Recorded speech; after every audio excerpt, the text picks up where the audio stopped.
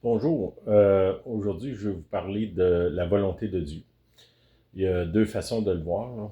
Un, c'est la Bible. On lit la Bible, les Écritures. Il y a des conseils. Il y a je pense qu'il y a 60 commandements ou directions de Jésus dans le Nouveau Testament. Il y en a dans l'Ancien.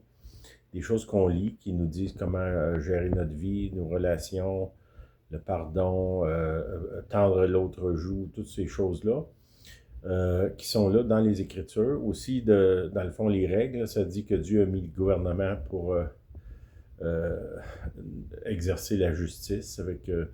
Il y a des lois dans le gouvernement, il y a dans nos familles aussi. On fait partie d'une famille, il y a des règles à suivre. Ça, c'est des façons qu'on peut trouver la volonté de Dieu, ce que Dieu veut que je fasse, des choses qu'il ne veut pas que je fasse. Puis une autre façon, c'est par les événements. Puis ça, je parlais dans Acte 16, les apôtres font ce que l'Écriture leur a demandé de faire, ils s'en vont évangéliser. Puis étrangement, sans explication, ça dit l'Esprit de Jésus les a empêchés d'aller là. C'est ça. Ne leur permis pas d'aller. Il ne nous dit pas comment l'Esprit a fait pour les empêcher. Là. Il les a simplement empêchés. On pourrait dire qu'à ce moment-là, c'est Dieu intervient par des événements dans nos vies. C'est quand les événements viennent à vous, des fois on a des plans, des projets, puis les événements soit sont contraires ou favorables, c'est une des façons que Dieu parle.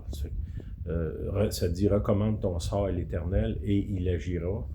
C'est quand vous avez des projets qui, en dehors des directives ordinaires de la Bible, mettons, est-ce que je dois déménager, est-ce que je dois demeurer, est-ce que je dois quitter, est-ce que je dois acheter, est-ce que je dois vendre, est-ce que je dois voyager, ce genre de choses-là, on pourrait dire, c'est pas clairement indiqué dans la Bible. Ce que là, on peut demander au Seigneur de nous guider par des événements.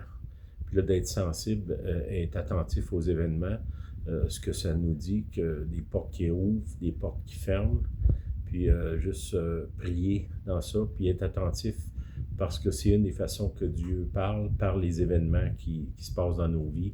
Des fois, c'est des opportunités. Dieu met des gens sur notre chemin parce qu'il veut qu'on agisse en leur faveur ou qu'on s'éloigne d'eux.